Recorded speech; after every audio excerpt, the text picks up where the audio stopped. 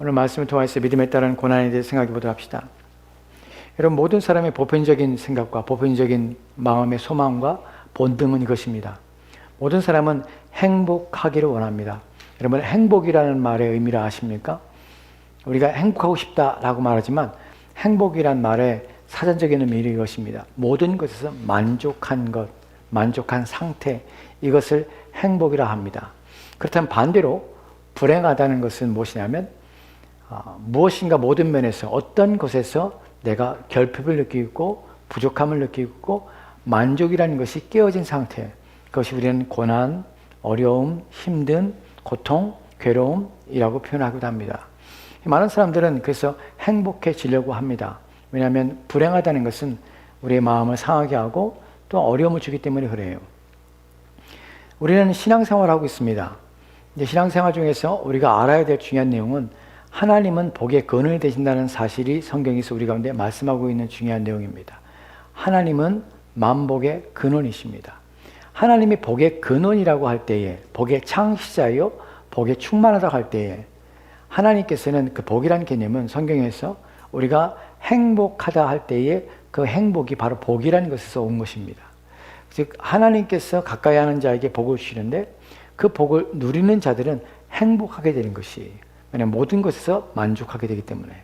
우리가 하나님을 믿을 때 사실은 어떤 의미에서 우리는 우리의 본성 속에 하나님께 두신 우리 자신을 향한, 우리 자신의 만족을 얻기 위한, 또한 우리 자신이 행복하기 위한 방법으로서 하나님을 찾게 됩니다. 물론 이것이 어떤 의미에서는 이기적이고 또한 욕망적이고 또한 탐욕적으로 보일 수 있습니다. 그리고 이 부분에 대해서는 언젠가 제가 여러분에게 다시 한번 말씀을 드릴 것이에요.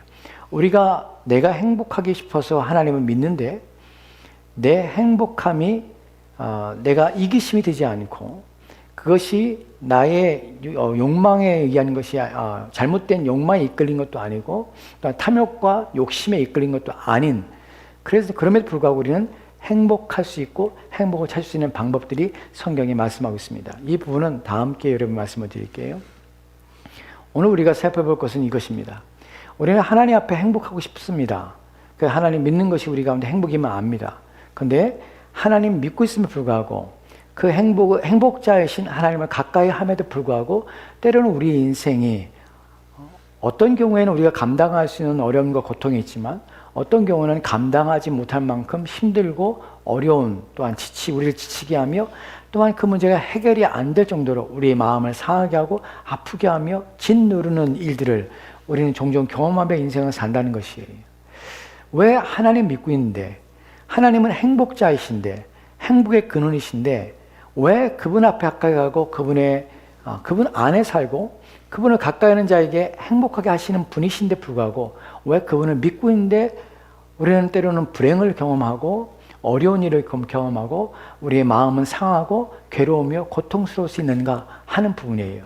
여기서 우리는 신앙의 딜레마를 경험하게 됩니다. 우리 신앙의 위기를 경험하기도 해요. 왜 예수를 믿고 있는데 불구하고, 왜 복의 근원이신 그분을 믿고 있는데 불구하고 나는 불행할 수 있는가 하는 부분 때문에 그 불행의 근원은 무엇이고 또한 왜 하나님은 가만히 계신가 하는 것 때문에 우리는 어려움을 겪습니다. 이 부분이 신앙의 단계에서 우리의 믿음의 위기를 만들어내고 그래서 신앙에서 믿음에서 떨어져 나가게는, 신앙에서 믿음에서 파손되어서 하나님을 부인하고 또 하나님께로 신앙을 포기하고 하나님을 떠나버리는 경향도 있습니다. 이 부분에 대하여 그 원인과 그 내용과 또한 그 목적에 대하여 오늘 말씀을 통해 살펴보려고 합니다.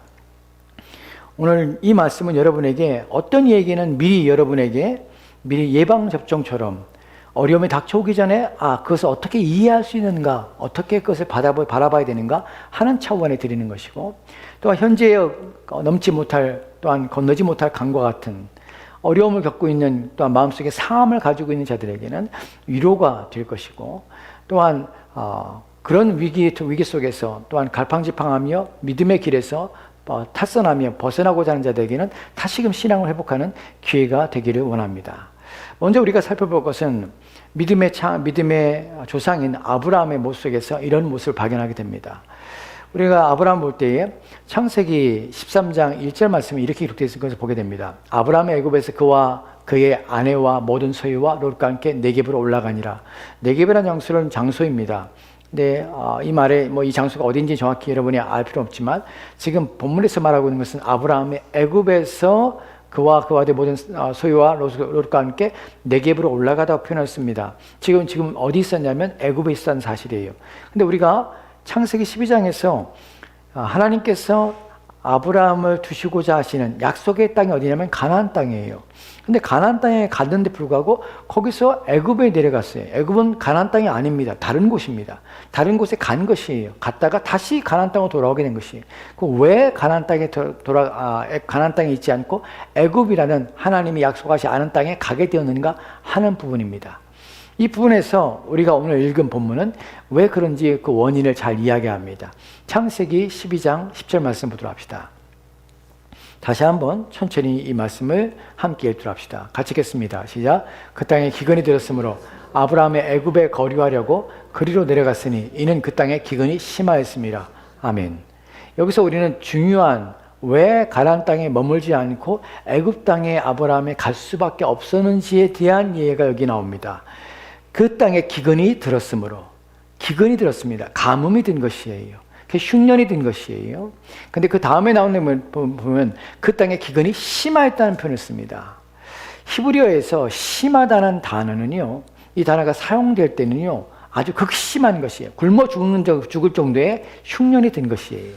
그러니까 그 땅에 더 이상 머물러 수 없을 정도가 되었다는 것이에요. 그래서 어떻게 하냐면 애굽으로 내려가기로 결정한 것이에요. 가나안 땅에서. 여기서 우리는 몇 가지 질문하게 됩니다. 첫 번째 질문은 이런 것이죠. 하나님은 왜 약속의 땅에 데려오셨는가 하는 질문입니다. 가나안 땅이라는 곳에 하나님께서 이 땅을 너와 내 자손에게 주실 것이야. 이 땅은 내가 너에게 주는 땅이야. 그러면 내 자손도 나도 이 땅에서 편안하게 살아야 돼요. 이 땅에 왜 하나님께서 기근을 허락하셨는가 하는 부분이에요. 두 번째, 기근을 허락하셨다면 그 땅에서 하나님이 약속하신 땅에 내가 들어와 있다면, 하나님께서 내게 주시고자 하는 땅에 들어왔다면, 그 땅에서 내 자손과 함께 번성하게 하도록 하기 위해서 하나님께서 보내셨다면 왜 하나님께서는 이 기근 가운데 나도 굶어 죽게 만들었는가 하는 부분이에요. 나도 거기서 못 살 정도로 되게 만들어내는 부분이에요. 이 부분이 아브라함에게 있을 뿐만 아니라 현재적인 의미에서 우리의 인생 속에서 이것을 내 것으로, 내 이야기 속에서 이것을 가져오게 되면요, 이런 문제가 발생하게 돼요. 내가 하나님 믿고 하나님을 의지하며 이제 예수 그리스도를 믿고 의지하며 이제 하나님 앞에서 만복의 근원이신 그분을 내가 믿고 그 약속을 내게 주신 약속을 믿고 나는 믿음 안에 들어와서 하나님 믿고자 하는 것이에요. 그래서 믿음 안에 들어왔습니다. 하나님 믿기 시작한 것이에요. 근데 그 하나님께서 내게 그 만복의 근원이신 하나님을 내가 믿고 그 안에 들어왔는데 불구하고 하나님께서는 어려움을 내게 주신다는 것이에요. 내가 이러려고 예수 믿었나? 라고 생각이 들 정도로 하나님 뭐하고 계신가? 또한 질문이 드는 것이에요.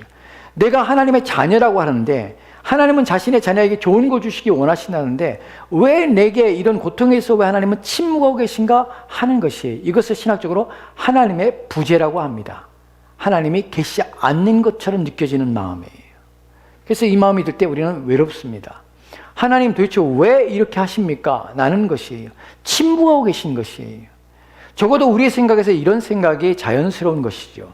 내가 하나님 믿고 전능하신 하나님이 계시다면 그분을 내가 믿고 그분을 의지하고 그분 앞에 보호하심 받고 돌보심을 받고 하나님의 내가 자녀가 되었다면 그 자녀를 사랑하신다는 성경의 약속의 말씀처럼 하나님께서는 내게 필요한 것들을 채우시고 이 어려움에서 나를 건져내시고 그 어려움에서 피할 길을 내시는 것이 하나님이라고 우리는 생각할 수밖에 없습니다. 그것이 일반적인 생각이에요. 그럼 어떻게 됩니까? 적어도 하나님께서는 약속의 땅에 들어왔다면 첫 번째로는 기근이라는 것을 내리지 말아야 돼요. 내가 이곳에 있기 때문에 내가 하나님이 이 땅을 약속했다면 나한테는 이런 문제를 허락하시면 안 되는 하나님이에요. 왜냐하면 내가 잘 살고 있는데 나를 여기 불러내서 가나안 땅에 오게 하신 것이에요. 편안하게 살고 있는 나를 불러서 하나님께서 나로 하여금 하나님의 자녀가 되고 더 큰 복을 주신다고 내가 여기 온 것이에요. 그런데 왜 하나님은 어려움을 주시냐는 것이에요.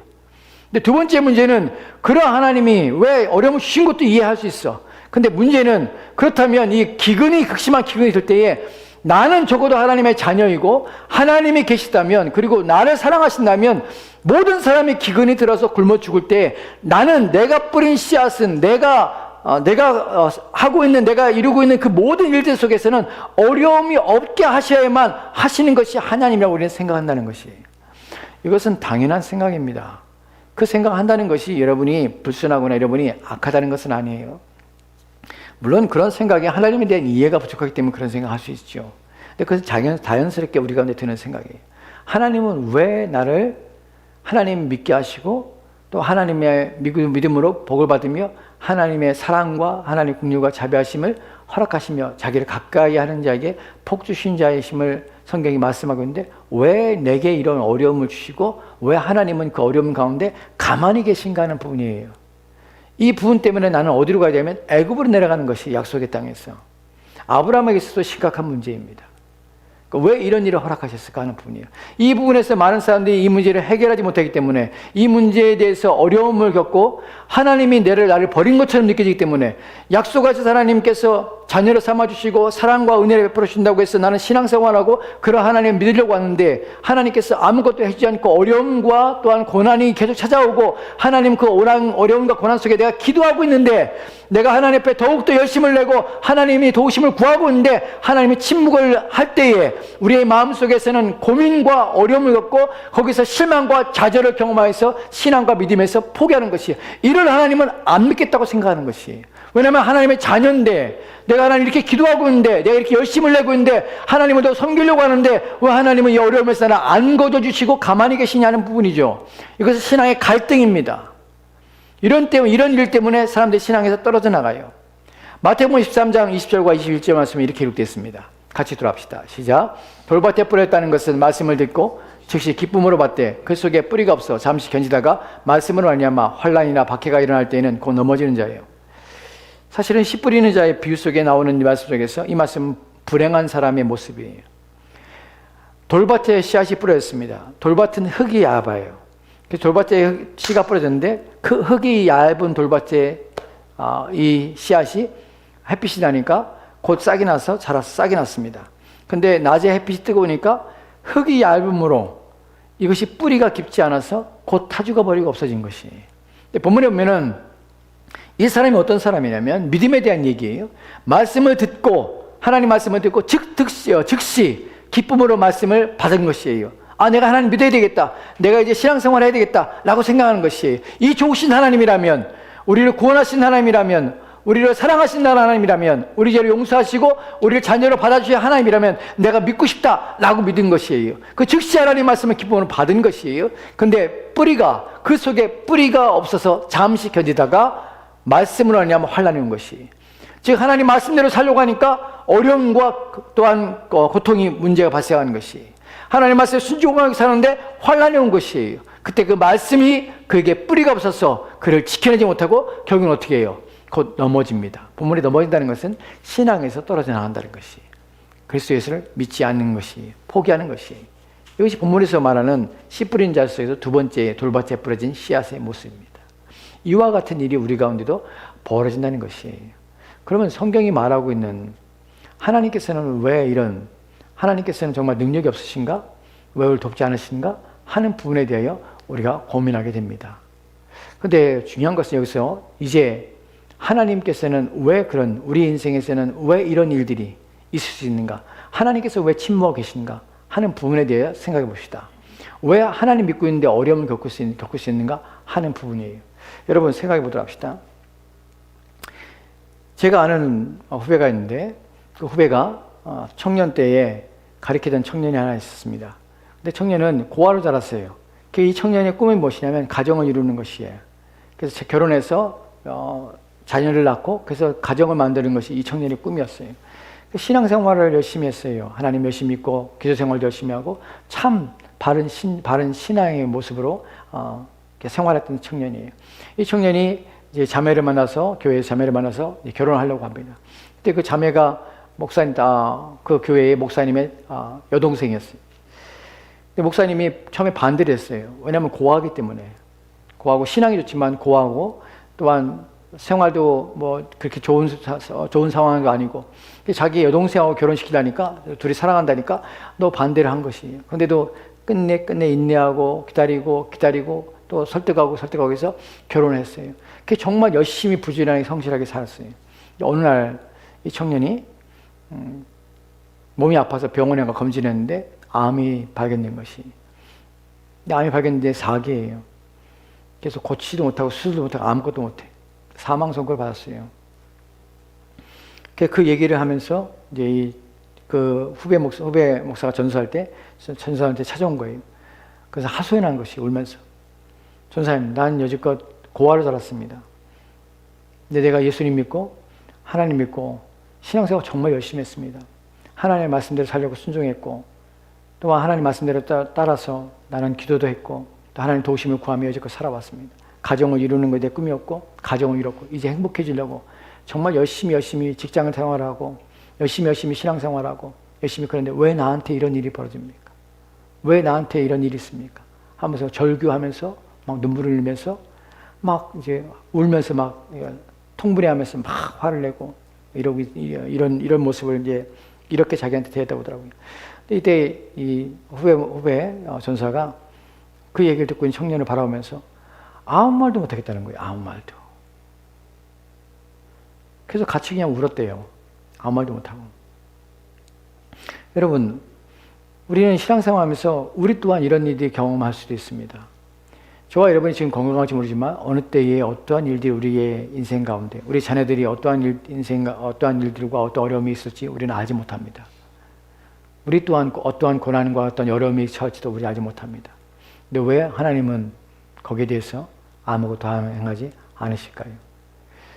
여기서 우리는 무엇인가 우리가 성경이 말하는 것과 우리 자신의 바람과 기대에 차이점이 있다는 사실을 우리는 인식해야 합니다. 무슨 차이점이 있을까요? 성경에서 하나님께서 우리를 자녀로 부르시고 우리에게 믿음을 주시고 하나님을 믿는 이유는 무엇입니까? 우리는 내가 하나님께 기대하고 하나님께 바랄 수 있는 것이 있고 그렇지 않은 것이 있다는 사실을 우리는 구분하지 못합니다. 내가 예수를 믿고 내가 하나님 믿으면 우리는 무엇인가? 하나님께서는 내가 하나님의 자녀가 되는 순간 우리의 바람은 하나님께서는 나의 건강의 문제, 사업의 문제, 자녀의 문제, 또한 관계의 문제, 이런 모든 문제조차도 하나님께서는 다 잘 되게 하실 것이라고 우리는 바라며 예수를 믿습니다. 우리 신앙생활의 근본이 그래요. 근데 성경에서는 내가 예수를 믿는다고 해서 나를 하나님의 자녀가 되게 하시고 나를 불러내시고 나를 그리스도의 십자가에 죽으심 알려마서 나를 하나님께로 속하여서 하나님의 자녀 되게 하신 목적이 무엇인가에 대해서 성경은 그런 방식으로 우리 가운데 설명하고 있지 않다는 사실을 우리는 잘 모릅니다. 성경에서 한 번도 우리에게 네가 예수를 믿으면 네가 나의 자녀가 되면 네가 병들어 죽는 일은 없을 것이야. 네가 예수를 믿으면 네 사업이 망하는 일은 결코 없을 것이야. 네가 예수를 잘 믿으면 너희 자녀들이 잘 될 것이야. 다른 사람보다 또 뛰어나고 또한 탁월하며 부족함이 없는, 그래서 세상 사람들에게 존경을 받고 또한 세상 사람들이 부러워할 만한 자녀가 될 거야 하는 약속을 우리 가운데 주신 일이 없다는 사실이에요. 무엇에 대한 것이 하나님께 우리 가운데 약속하신 것입니까? 무엇을 하나님께서는 우리로 하여금 우리가 자녀 될 때에 우리가 주시는 복입니까? 무엇이 우리가 예수 믿을 때에 나를 구원했다는 의미가 담겨진 의미입니까? 여러분, 구원이라는 말이 가지고 있는 의미는 내가 이 세상에서 잘 되는 것이 아닙니다. 내가 다른 사람보다 더 뛰어나간 자가 되는 것이 아닙니다. 내가 높은 사람이 되는 것도 아니고 다른 사람이 부러워할 만한 인생을 사는 것도 구원에 대해서 성경이 말하고 있는 내용이 결코 아니라는 사실이에요. 그럼 구원에 대해서 어떤 것이 우리 가운데 하나님께 약속하신 것이며 무엇을 우리 가운데 주시고자 하시냐 하는 부분에 대하여입니다. 이에 대하여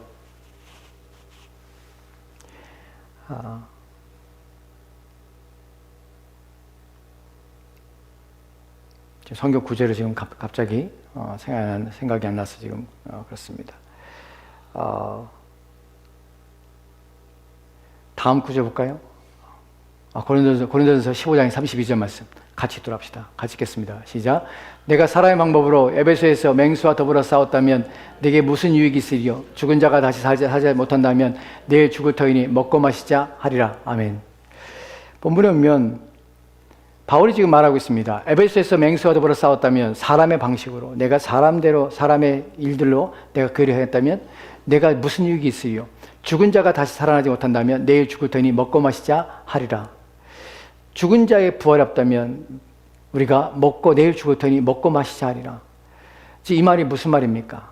우리는 이 땅에 사는 동안에 하나님께서 우리에게 주신 복은 무엇이냐면 영원한 생명을 주셨고, 또한 우리로 하여금 하나님께서 사망에서 생명을 우리를 건져주시고 우리를 불러내시고 우리를 구원해 주신 것이 우리의 영혼을 건져내시고 진노 가운데 빠지지 않게 하시며, 또 영원한 심판으로 말미암아 하나님의 진노 가운데서 영원한 고난을 받지 않게 하시는 것이, 우리는 무엇 때문에 우리가 하나님께 우리를 부르시며 어떤 자리로 우리를 부르셨냐면 이 땅에서 잘 먹고 잘 사는 것을 부르셨다면, 그것이 우리의 인생의 목적이고 하나님의 구원의 목적이었다면, 우리는 그것으로 족한다면, 이 생의 삶이 전부라면, 우리는 이것으로 끝이 나면 내일 죽을 터이니 먹고 마시는 것, 어떻게 하면 가능한 이 땅에서 잘 먹고 잘 살고 이 땅에 누구보다도 더 높은 자리, 누구보다도 더 많은 것을 소유하고 또 내 자신의 행복을 위하여 추구하며 사는 것이 인생의 전부라고 여기며 살 것입니다. 그런데 신자는 그러지 않아요.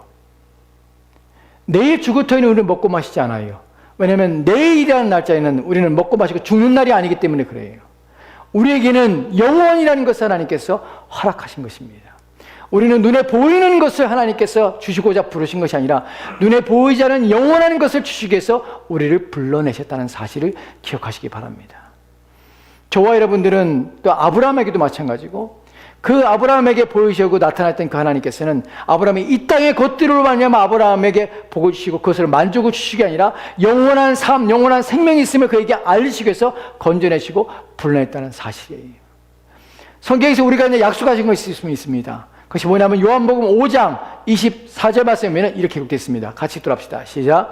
내가 진실로 진실로 너에게 이르노니 내 말을 듣고 또 나 보내신 이를 믿는 자든 영생을 얻었고 심판에 이르지 아니하나니 사망의 생명으로 옮겼느니라. 아멘. 우리가 아까 청년을 바라봅니다. 열심히 살았고 하나님 앞에 순종해 살았습니다. 가정을 이루는 것 꿈이었고 그 꿈을 이루며 행복하게 살기 원했습니다. 그래서 직장에서나 어떤 교회에서나 성실한 자요, 또한 신앙의 믿음의 사람으로 하나님 앞에서 기도하며 하나님 앞에 순종해 살았습니다. 근데 그가 병들었을 때 그의 마음에 들었던 것은 무엇이냐면, 하나님 도대체 왜 내게 이런 일을 허락하십니까? 내가 하나님 앞에 이렇게 순종하며 살고 하나님 말씀에 따라 살려고 했는데 하나님께서 왜 내게 이런 어려움을 내게 주셨고 내가 이 땅을 떠날 수밖에 없는 그런 상황에 처하게 하였습니까? 라고 울부짖을 수밖에 없는 것이, 그 청년에게 해줄 수 있는 답은 무엇입니까? 하나님께서 너에게 보장한 것은 이 땅에서의 삶이 전부가 아니라 보이지 않는 삶이 너에게 있다는 사실, 그리고 네가 이 땅을 떠나는 그 순간에 너는 하나님의 진노와 심판 가운데 들어가는 것이 아니라 영원한 생명 가운데서 하나님이신 나와 함께 네가 영원히 살 것을 내가 보장해 주는 것, 이것이 내가 너를 건져내고 내가 구원해 주는 목적이야. 너는 눈에 보이는 것이 전부가 아니라 보이지 않는 세상의 것을 믿고 그것을 내가 너에게 주기를 원하며, 너는 이 땅을 떠나서 이 땅의 모든 것을 소유하며 살지라도 죽는 그 순간에 모든 것을 내려놓고 하나님 앞에 하나님의 심판을 받을 수밖에 없는 자리에 선 것이 아니라, 너는 영광스러운 그리스도와 함께 영광스러운 자리에 서서 그리스도의 아름다운 신부로서 나와 함께 영원히 행복을 누리며 영원히 만족한 삶을 얻게 하는 것이 내가 너를 건져내고 구원하는 목적이야 라는 것을 우리 가운데 알게 하시는 것이에요. 그 청년이 모르고 있는 것이 그것입니다. 하나님께서는 잠시 잠깐 이 땅에서 사는 것들을 위해서 나를 부르신 것이 아니에요. 영원한 삶을 위해 부르신 것이에요. 본문에서 우리가 읽었던 지금 요한복음 5장 24절 말씀에서 세 가지 시제로 우리의 인생의 변화와 구원의 목적에 대한 얘기가 나옵니다. 내가 진실로 너에게 이르노니 내 말을 듣고 또 나 보내신 이를 믿는 자는 영생을 얻었고 현재 영원한 생명을 얻었다. 너는 죽지 않을 것이야. 비록 내가 육체가 이 땅에 쇠잔해서 죽을지라도 너는 죽지 않아. 왜냐하면 너의 죽음은 심판과 진노 속에서 영원히 고난당하는 그 자리에 가는 것이 아니라 나와 함께 있을 것이기 때문에 너는 다시 살기 때문에 너의 영혼은 죽지 않을 것이야. 너의 영혼은 평안과 위로와 또한 모든 수고를 이 땅의 수고를 그치고 나와 함께 안식을 누리게 될 것이야. 이것이 내가 너에게 주고자 하는 것이야 라는 것이. 두 번째로, 심판에 이르지 아니하나니, 이것은 미래에 있을 일입니다. 이 땅을 떠난 순간에 한 번 죽는 건 사람이 정하신 일이요, 그 외에는 심판이 있다는 것이 하나님이 말씀하신 것입니다.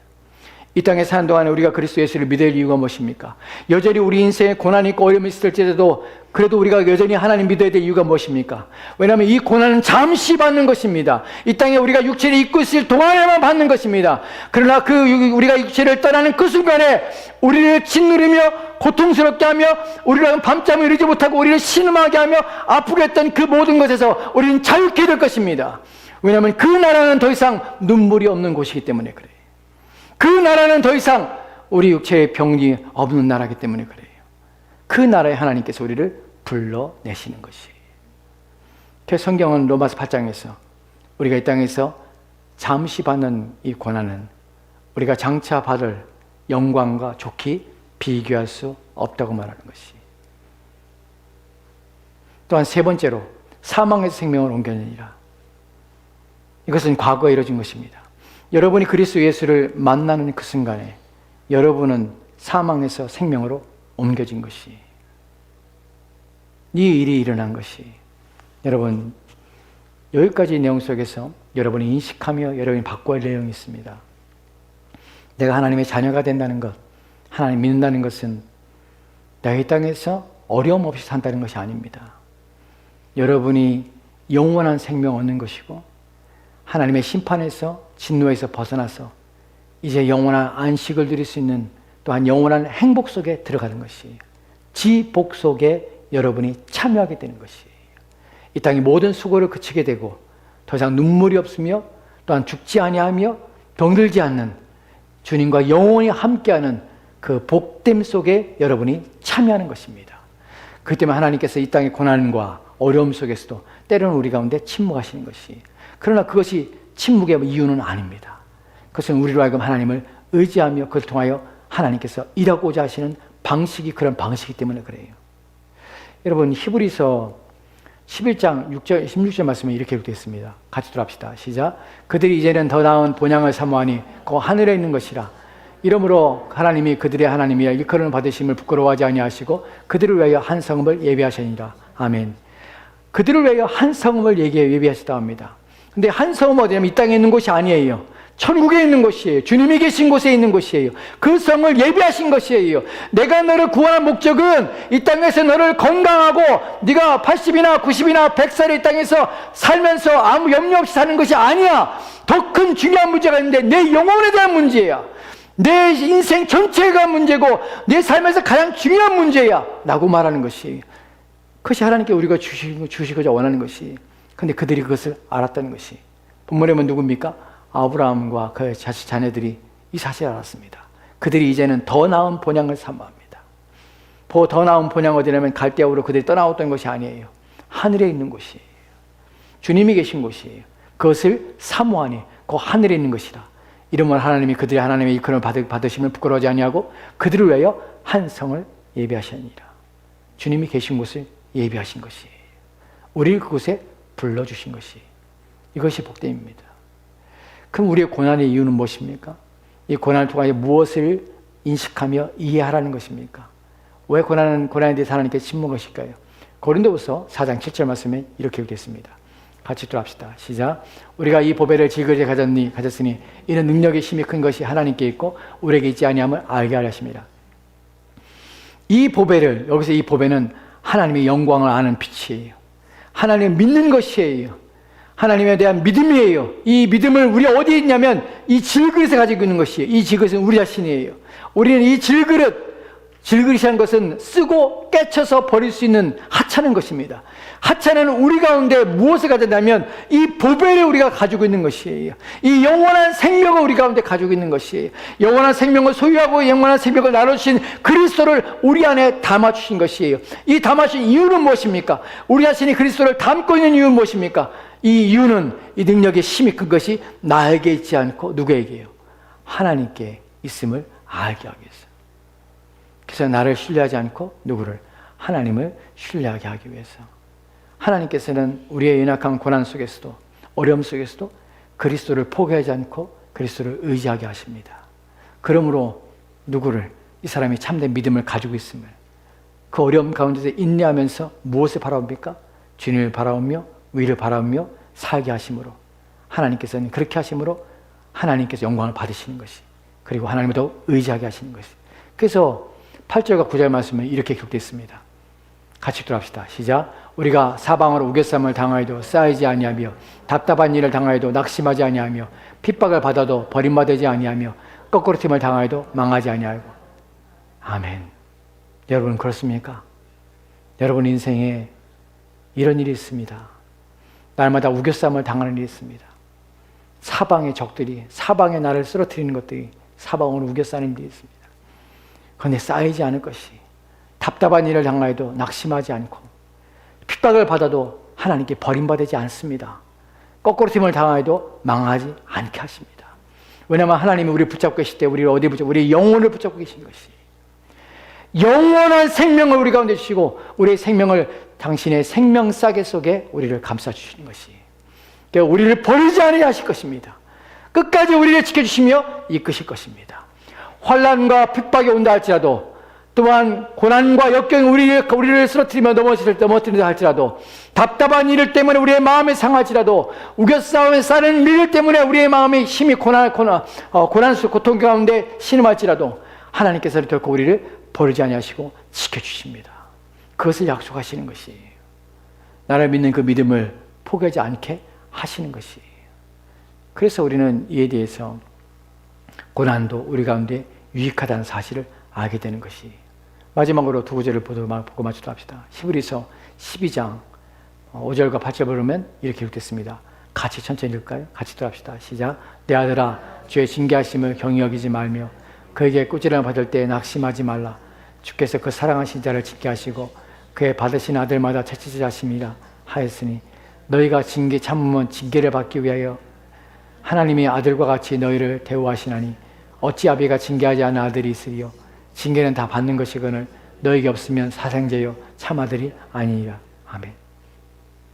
이 말씀이 위로가 되십니까? 내 아들아, 주의 징계를 경히 여기지 말라. 징계란 표현을 썼지만 이것은 디스플린이에요. 훈련이에요. 하나님이 고난을 주시는 것이. 그것을 경히 여기지 말라. 가볍게 여기지 말라. 그에게 꾸지람 받을 때 낙심하지 말라. 어려움이 있을 때 낙심하지 마. 왜냐하면 그 사랑하신 자를 하나님께서는 징계하시고 하나님께서 자신의 아들로 받은 자들마다 채찍질 하신다. 왜 그렇게 할까요? 왜냐하면 그렇게 함으로 말미암아서 우리로 하여금 하나님을 더 의지하게 하고 하나님을 바라보게 하시는 것이. 그래서 히브리서 5장 10절과 11절, 13절 말씀에 이렇게 기록됐습니다. 같이 돌아갑시다. 시작. 저희는 잠시 자기 뜻대로 우리를 징계하시거니와 오직 하나님은 우리의 유익을 위하여 그의 거룩하심에 참여하게 하시니라. 무릇 징계가 당시에는 즐거워 보이지 않고 슬퍼 보이나 후에 그로 말미암아 연달한 자에게는 의의 평강한 열매를 맺나니 그러므로 피곤한 손과 연약한 무릎을 일으켜 세우고 너희 발을 위하여 곧은 길을 만들어 저는 다리로 하여금 어그러지 않고 고침을 받게 하라. 아멘. 저희는 잠시 자기 뜻대로, 누가요? 이 땅의 아버지들은 자녀를 훈계할 때 잠시 자신의 뜻대로, 자기 뜻대로 자녀들이 마음에 안 든다고 자신의 뜻대로 아이들을 징계합니다. 그런데 하나님은 그렇게 하지 않으세요. 하나님께서 오직 하나님은 우리의 유익을 위해 그렇게 하시는 것이. 내 자신의 유익을 위해서. 이 땅에 내 삶에 고난이 있을 때 누구를 바라보게? 하나님을 의지하게, 우리의 믿음을 굳게 하기 위해서 하나님은 그렇게 하십니다. 무릇 징계가 당시에는 즐거워 보지 않습니다. 고난스럽지요. 어렵지요. 그러나 또한 슬퍼 보입니다. 그러나 후에 그로 말미암아 연단한 자, 그로 말미암아 훈련되고 연단되게 되면 의의 평강의 열매를 맺나니 그러므로 피곤한 손과 연약한 무릎을 일으켜 세우고 너희 발을 위하여 곧은 길을 만들어 저는 다로 하여금 어그러지 않고 고침을 받게 하라. 무슨 말입니까? 힘을 내라. 힘을 내라는 것이 의의 열매를 맺게 되고 평강의 열매를 맺게 됩니다. 하나님 그러기 위해서 주신 것이에요. 아브라함이 가나안 땅에 들어갔을 때, 가나안 땅에서 애굽으로 매우 흉년이 들어 애굽에 들어갔을 때 그는 자신의 아내를 빼앗깁니다. 누구에게요? 당시에 그 지역을 지배했던 애굽 왕 바로에게. 그때 아브라함은 절망스럽겠죠. 하나님께서 약속이 폐해됐는가?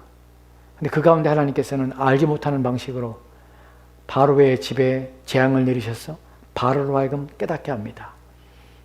이 여인이 자기가 취할 수 있는 여인이 아니라 하나님께서 아브라함에게 주셨던 아브라함의 아내였던 사실을 인식하게 하고, 그리하여 그 바로 왕이 자신의 취하였던 사례를, 아내로 취하려고 했던 그 사례를 다시 아브라함에게 돌려주며 재물과 함께 돌려줍니다. 여러분, 이 사건 속에서 아브라함은 무엇을 배우게 되냐면 하나님이 누구신지를 알게 하시는 것이, 하나님을 경험하게 되는 것이. 징계가 당시에는 결코 기쁘지 않습니다. 즐겁지 않습니다.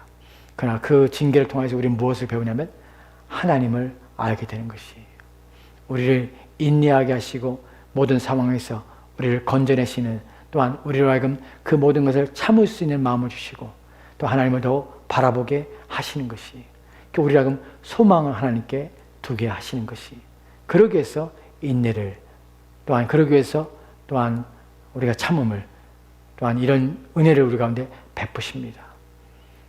그래서 우리는 이런 결론을 맺게 됩니다. 신자에게 있어서 의미 없는 고난은 없습니다. 신자에게 있어서 의미 없는, 또한 목적 없는 어려움과 환난은 없습니다.